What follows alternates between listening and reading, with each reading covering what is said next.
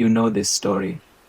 The island of Ea, the men turned into pigs, the sorceress in the forest who cannot be resisted and cannot be trusted, the beautiful danger, the witch who turns sailors into animals and keeps them in her courtyard. Circe, the witch of the Odyssey, the woman whose name has meant dangerous female magic for 3,000 years. You know it like this. Odysseus and his men land on the island of Ea.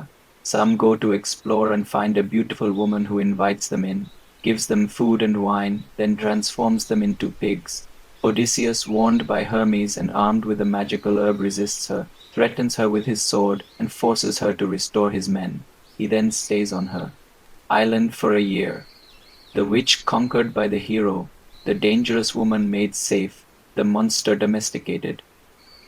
Now let me tell you what the Odyssey actually says about Circe when you read it carefully, and what the older traditions reveal about who she was before Homer made her a supporting character in a man's story.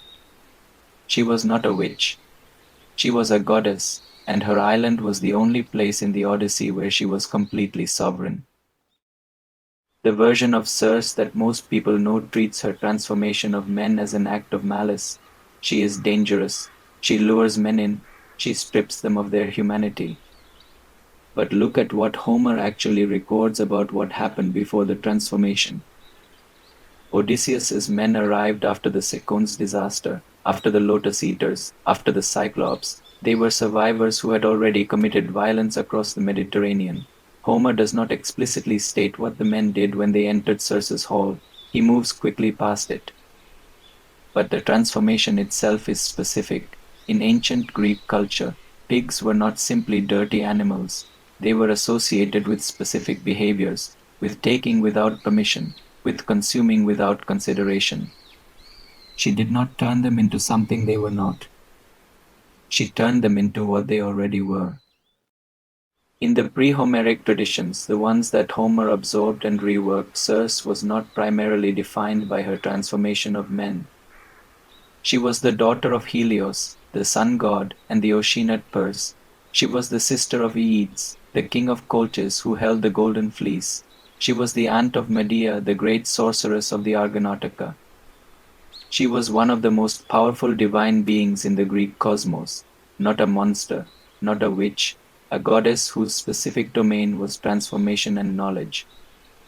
Her island, Ea, was the place at the edge of the known world where transformation was possible, where knowledge of the underworld could be obtained.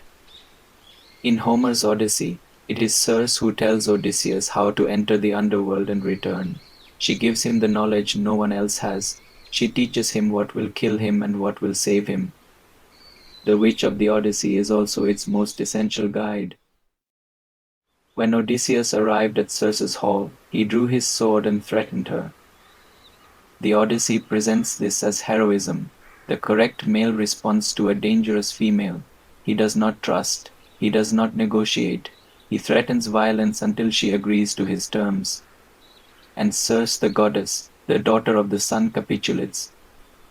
What the text does not ask is, why did a goddess capitulate to a mortal's threat? The scholar Paige Dubois, in her work on ancient Greek constructions of women, noted that Circe's submission in the Odyssey is not a reflection of her actual power. It is a reflection of what the text needed her to do.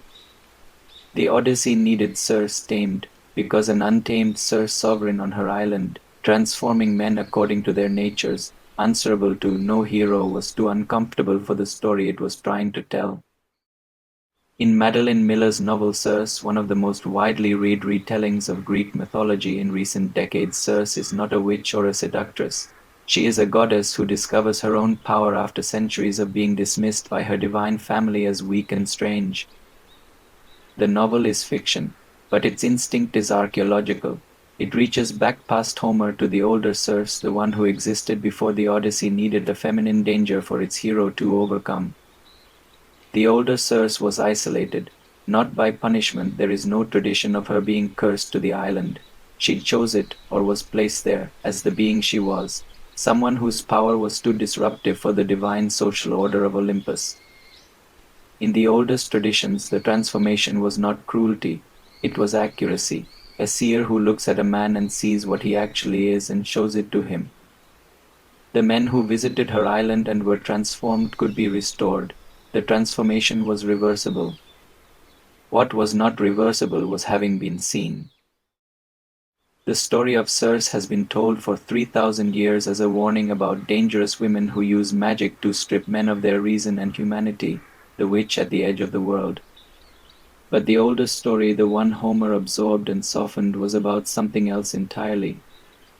It was about a goddess on an island who had found a way to live entirely on her own terms, who saw clearly, who transformed what came to her island according to what it actually was, who gave the greatest hero of the age the knowledge to survive his journey and was thanked by being written as a cautionary tale.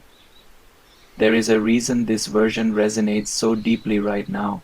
We live in a world that still reaches for the same explanation that women in power must be explaining their power through something other than the power itself, that the gift must be a trap, that the accurate perception must be a curse.